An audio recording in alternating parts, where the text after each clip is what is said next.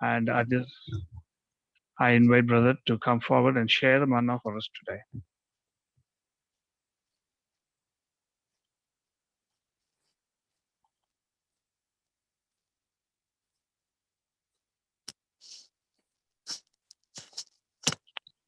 Thank you. Good morning, and it is a blessed morning for all of us. God has protected. I thank God that He protected us till this day. Even in this, I used to tell this 1,000 times. I can tell this because they tell that diseases are in this air that we breathe. But till now, God has protected us, right? How great is He? How merciful is He?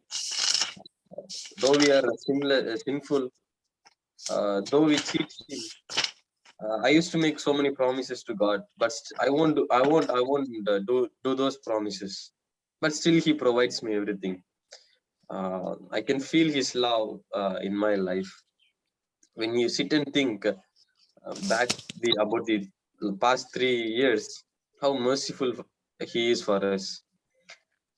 He's been with us. They told that first that COVID will be killing a lot of old people. I can see a lot of old people here.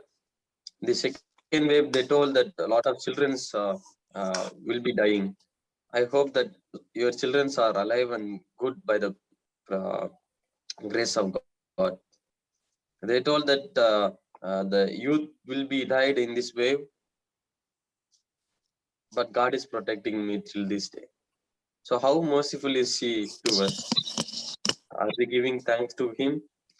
So before getting into our message, I still I want to repeat the same two things that I told yesterday.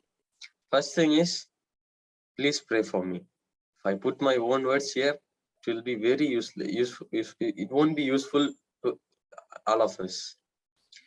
When Christ come to us, when God hides me, when Holy Spirit comes to us, it will be a useful time spent with in this Zoom meeting.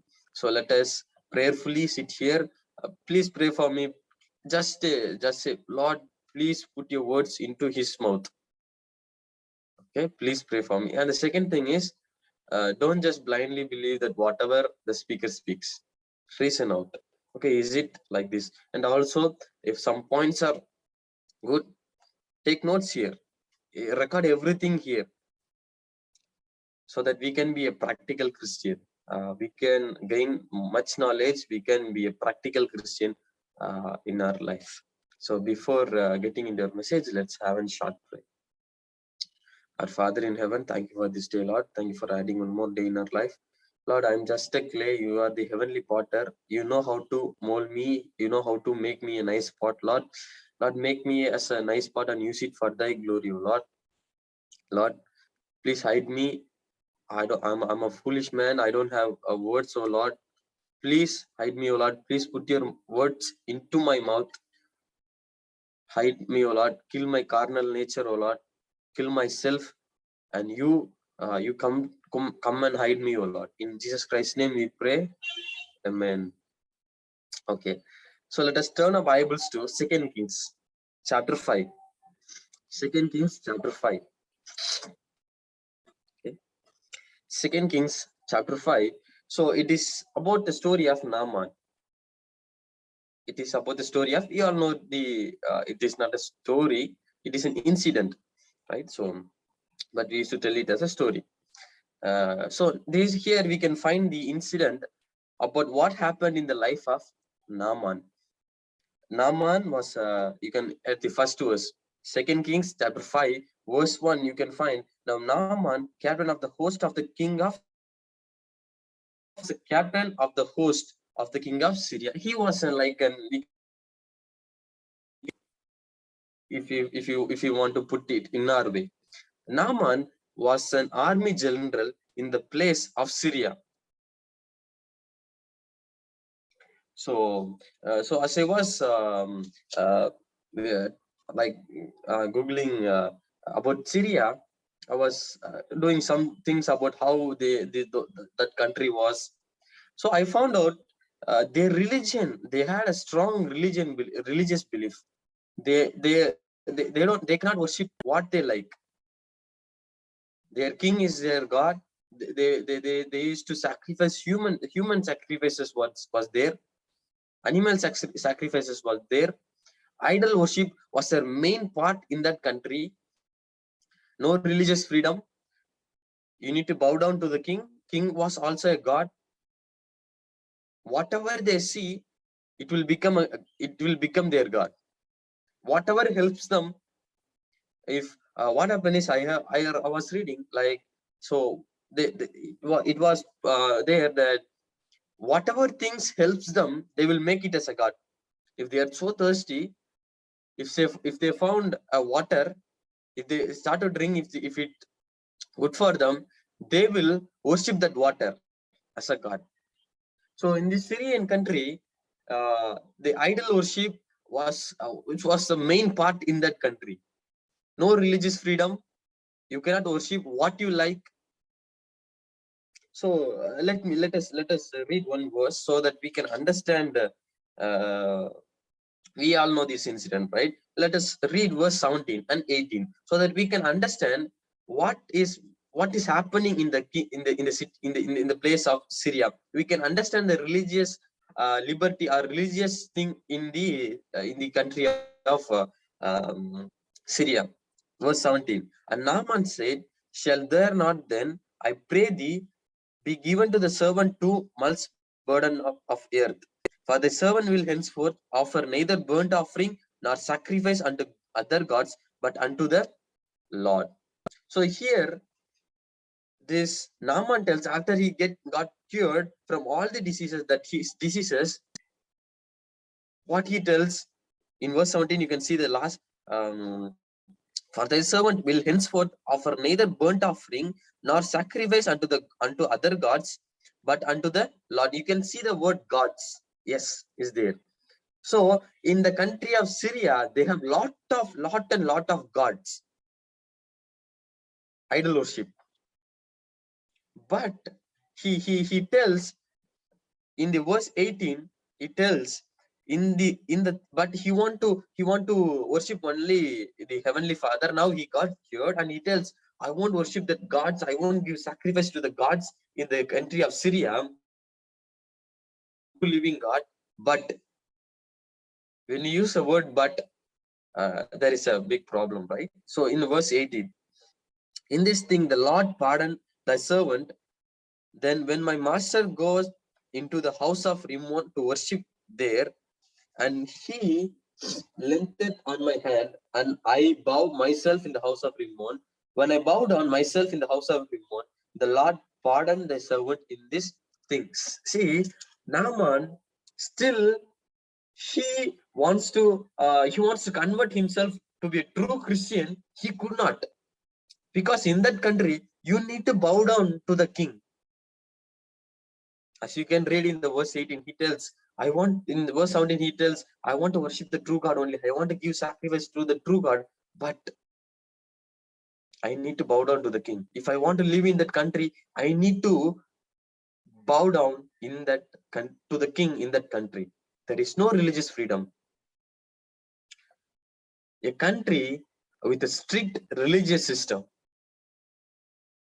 Okay, a country with a religious. Syria is a country with a strict religious kingdom. So as you can read in verse 17, Naaman tells there are a lot of gods in the country of Syria. So that you can imagine about the country of Syria. They have strong idol worship. Whatever they see, they will if it benefits them, they will worship. They will make it as a god. Strong idol worship. And there is no religious freedom. You cannot worship what you like. You cannot bow down. You cannot pray to the Heavenly Father in the country of Syria easily. So these things, when I was studying about these things, it reminds me of one of the country in this world. Can you name it? Which country has no, which is strict in idol worship, which don't have, they say that this country is filled with freedom. You can do whatever you like, you can worship whatever God you like, but they used to kill Christians. They used to beat Christians. They used to pass non-conversional act. You cannot convert anyone. You cannot take the Bible and go into the streets. There's a strong idol worship. Whatever you see, if they see a stone, they will make it as a god. Snake, a god. Which country? Can you name it? Okay, India. Okay, it reminds me of the country of India. When I was studying in this second chapter, 2 Kings chapter 5, when I was studying about the country of Syria, it reminds me about the country of India. In this country, in our country, people, we have a law that we can worship whatever God we like. But mainly in North India, if you see, it is very hard to be it is very hard to be live as a Christian, as a true Christian. You cannot easily take a Bible outside and just you cannot roam.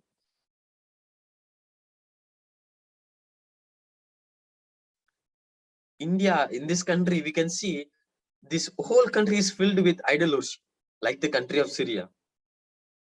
No religious freedom. We don't have people. There is a law that we can worship everything, but do you know the BJP government openly they tells us we will destroy, we will make this country a Hindu nation. Within few years, we will kill all the Christians here. Openly they say these things. Do we have a religious freedom? No. Like the country of Syria, the second king in the chapter 2 Kings chapter 5, we see about the Syria. The same Syrian situation was at the present time in our country. We don't have religious freedom, strong idol worship. Whatever benefits us, we bow down. If it is a president, it might be a man or animal, whatever it is, they just fall down to bow down. There is no religious freedom for us. Even India now has passed an act, passed a law. Before, I think previous week, I think they passed a law, strict law, which is non-conversional act. You cannot convert anyone. You cannot preach. You cannot tell about Jesus to an Hindu, to a non-Christian. Have you heard about this act? Before 1 week, our Indian government passed this act. It became so strict in Karnataka. You cannot preach outside. You cannot put meeting outside in a public. You will be sentenced to jail, or they might kill you. People will kill you for sure. So the same situation in Syria was the same situation we are living today. So when I was reading about these things, I was wondering, God tells us that we need to preach the gospel to this whole nation. We have that part. God has given that work in our hand. How many of us here? 15 of us. To everyone, to all the 15 of us, God has given this work to preach this everlasting country to this country of Syria, to this country of India. I was wondering how he can, because even Naaman, he tells, I want to worship, but I need to bow down. Lord, and I was thinking, Lord, this country is filled with idol worship, same as the country of Syria. We don't have religious liberty. We cannot worship what God we like. Slowly it is those kind of law the governments are passing it. They are making lot of the BJP government is openly challenging us that they will kill Christians. We cannot convert anyone. We cannot tell about God to this in this country easily. How can we spread the gospel, Lord? I was asking, and so I was wondering how things will happen. So when we read verse 17, we can find Naaman was converted in his heart. Naaman came from a country which has strong religious belief in idol worship. They need to bow down to all the things, whatever in that country it is kept as gods. It may be a stone, they should bow down. If it is a god, if the country, the king said it is a god, they should bow down. Even a king is he's a god in the country of Syria. Even a king is a god. But how he came from this background, but how he accepted Christ. He tells in verse 17 in the last two paras, last two lines, for the servant will henceforth offer neither burnt offering nor sacrifice unto other gods, but unto the Lord. How he changed, what happened in his life. So we're going to look at what happened in the Naaman's life, and we're going to find out, can we apply it in this area, in this India? Because we cannot directly tell about God's word to any of us, any of the other non-Christians in this country. Even Naaman came from same religious background, but who taught him about Christ? How he got changed? We're going to find out what happened, and we're going to apply. We're going to find out what happened in Naaman's life, how he got changed in the country of idol worship, who preached him about the true living God, what technique did they use. We're going to find those things, and we're going to apply it in our life to preach the everlasting gospel in this country, in this India.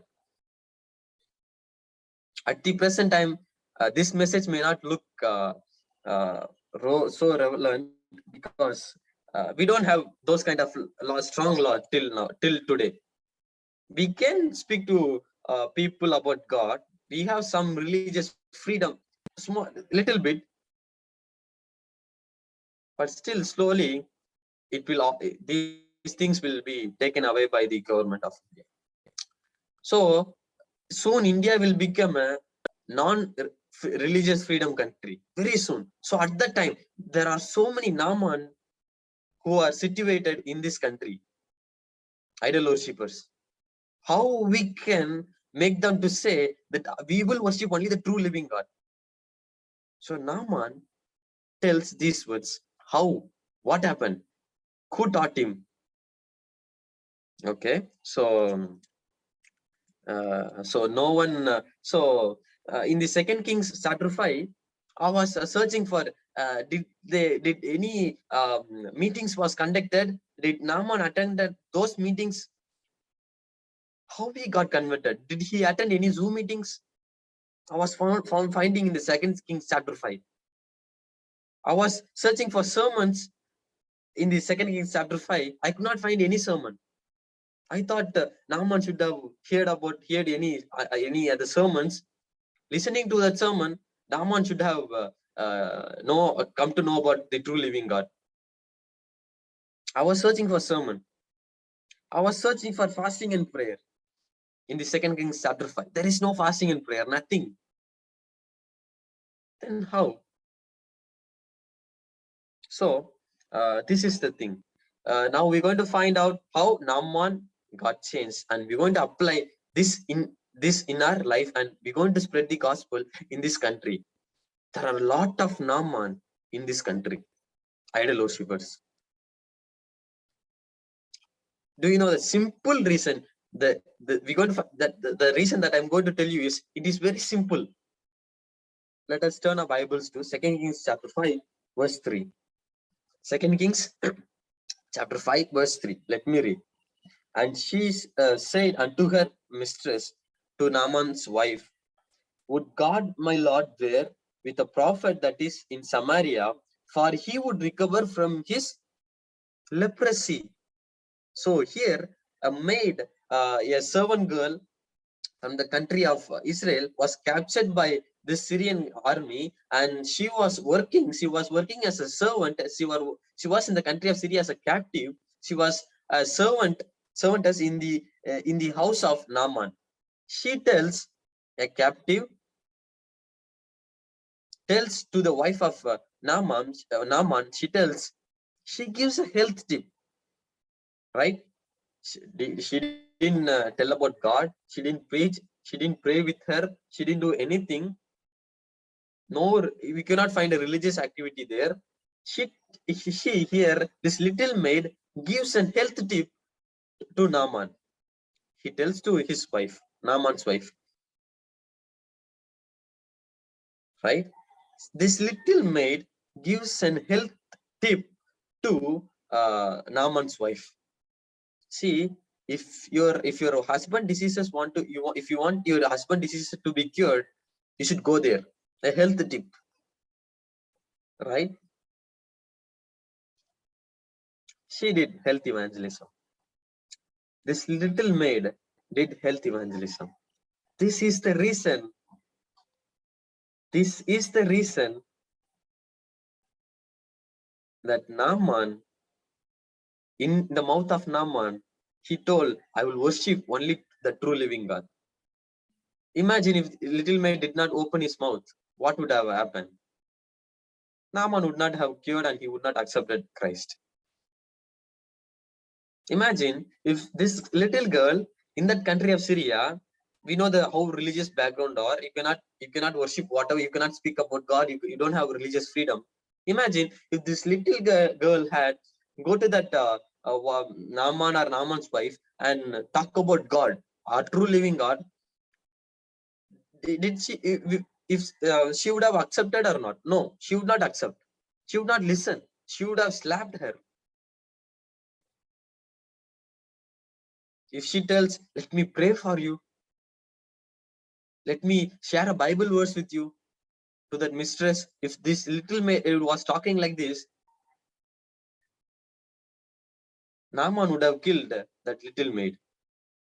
Because you cannot talk about the true living God in that country of Syria. She just gives a health tip. If you want your husband disease to be cured, you go to that place. Just a health tip. Naaman's life totally got changed. Through health evangelism, Naaman changed. Now, not only physically, also spiritually.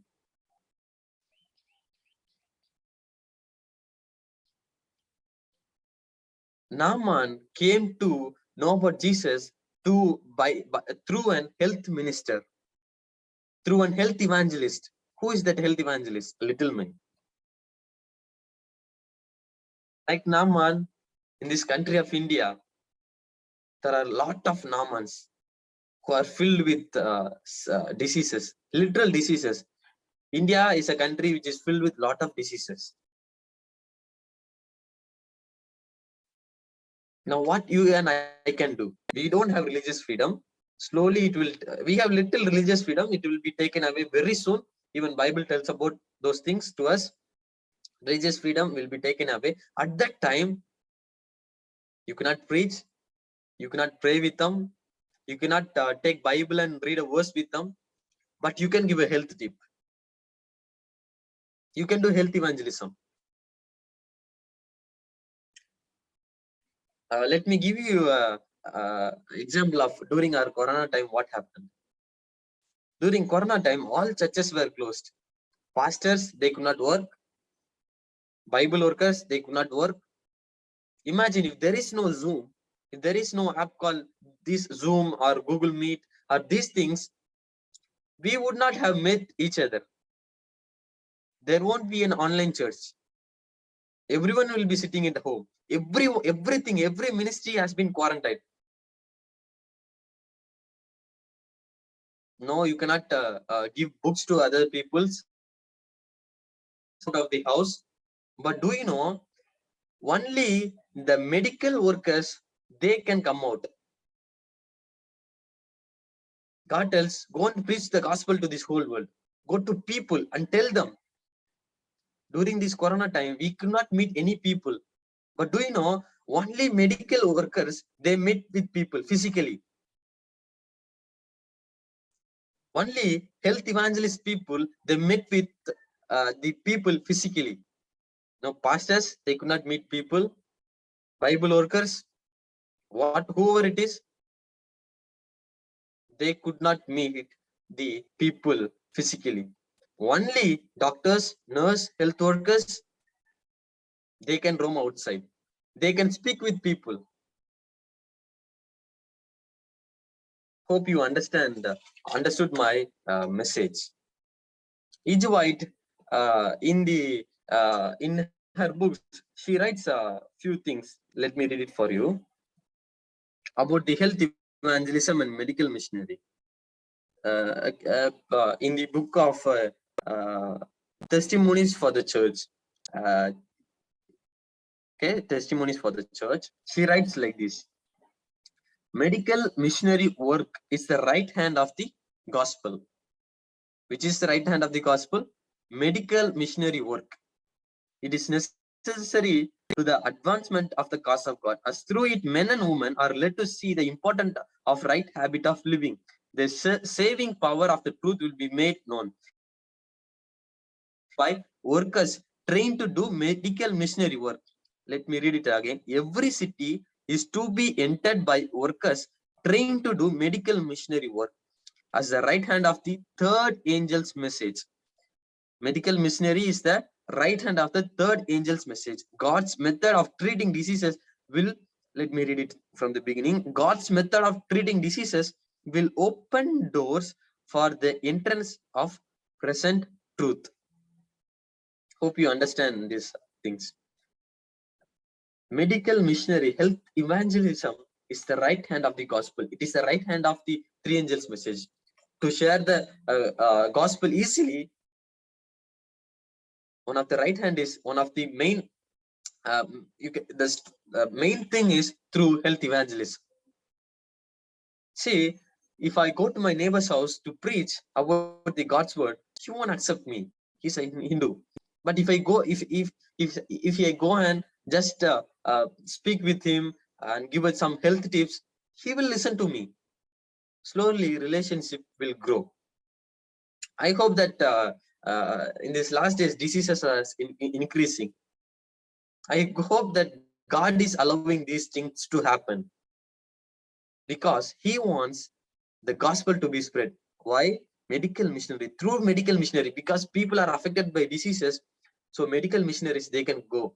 In India, we have a lot of diseases. We cannot preach, but we can give them a health tip, right? Like that little maid. We can bring them to Jesus through health ministry.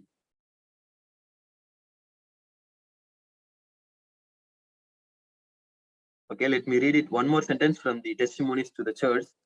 And every member working as a part of one great whole, as the right arm is connected with the whole body. So the health reform and medical missionary work is connected with the third angel's message, and is it to work efficiently as the right arm. While you are spreading the gospel and three angels message, your right arm should be medical missionary work, your health evangelism.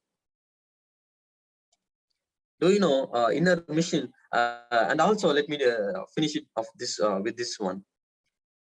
In Ministry of Healing, as we read, it starts with this beautiful quote that Christ's method alone can bring true success in reaching out people. If you want to reach out people in this country of India, in this country of Syria, if you want to reach out Naamans, you should follow Christ's method. And she tells, what is the Christ method? He came to this world as a medical missionary. Do you know what Christ will do in H. White book? You can read in the Ministry of Healing. First, Christ mingled with people. He didn't tell about God. He didn't tell about the this thing. Last day events. He didn't do anything. He didn't preach. He didn't do pray. He didn't do anything. He just met their physical needs. Through that physical need, their relationship got stronger. Then after that, God preached. Christ preached to them. Can we use this method in this country? In this country of Syria? Do you know, in our mission, we all know Ijbai tells us this is the right hand of the gospel. Do you know, in our mission, this right hand has been died. We have health and temperance department. Only when there is a temperance contest, that department comes out. Is it the main focus of that of that country, of that health evangelism that God has given to us. God has given this health evangelism in our hand to conduct a temperance contest, drawing competition. Is it? No. To spread the gospel. Are we doing it? Are our mission doing it? We leave those things. From today onwards, in this country of Syria, there are a lot of Naamans. You cannot spread the gospel easily, but through health evangelism, you can do. You can spread the everlasting gospel to them. You can spread the three angels message through health evangelism. You may think how, but Bible tells us, Bible and God's word, each white books, our writer, prophetess, she tells, if these books are telling, we can strongly believe. So in your church, start some courses about the health evangelism, train your children. True, in each white book, she tells, true education is medical missionary work, is missionary work. So she tells the education system should be in the book of education. Each white writes that every education should have health course. Do we have that in our schools? Do we follow those things? This is the reason our schools are getting very down. In our church, do we conduct health courses? Let us think about these things. Let us think about these things. So in this country of Naaman, in this country of Syria, in this country of India, there are a lot of Naaman. We don't have religious liberty, but all the ministry has been quarantined, will be quarantined. But let me tell you, whenever I tells you all the ministries are being quarantined, it is not that you and I cannot. No one can quarantine the word of God, but it has been that work of that has been put down. So pastors during Corona time, they could not go out, but God has given Zoom meetings, Zoom app to us. But medical missionaries, they can go out and talk to people easily. Whole nation was they were giving that praise to doctors and nurses, right? They didn't give praise to poor leaders during Corona time. They told doctor and nurses are our heroes. Who are they? Medical workers. So let us think about this one. Your sons and daughters may go out to maybe finishing your 12th standard. After that, they might be planning to study some things. Let me remind you, we are in the last days. We need to choose our studies very carefully. Never just choose a field that gives you a lot of money. In this country, choose wisely. What work if I do gospel to this whole world? Let us use our right arm.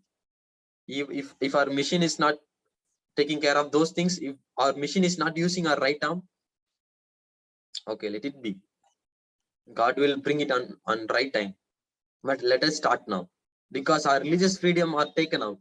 Let us train our children. Let us train our youth. Let our whole church as a whole church. Let us train to be a medical missionary. We can reach out people.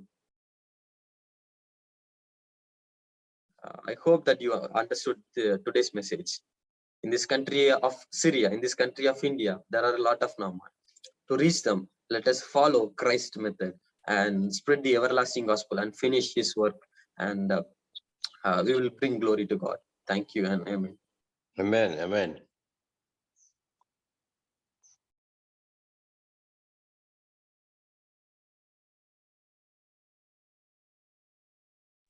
Brother Jonathan.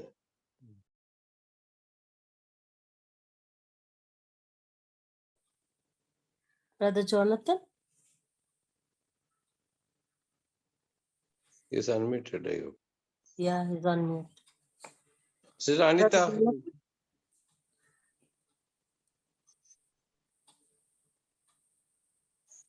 Anyway, thank you, Brother Jonathan, for your beautiful message. Yes, India became a Syria, all idol worship. Thank you for your beautiful message last 2 days. God bless your message. Yes, we have to treat our children the medical missionary, The one it helps to go on out, we can give the three angels message through medical ministry. So in India is upcoming ministers more that they do the personal ministry. God bless your ministry, Brother Jonathan. Amen. Amen. Even Yes, What a, Brother Jonathan, what a it was wonderful message. wonderful message.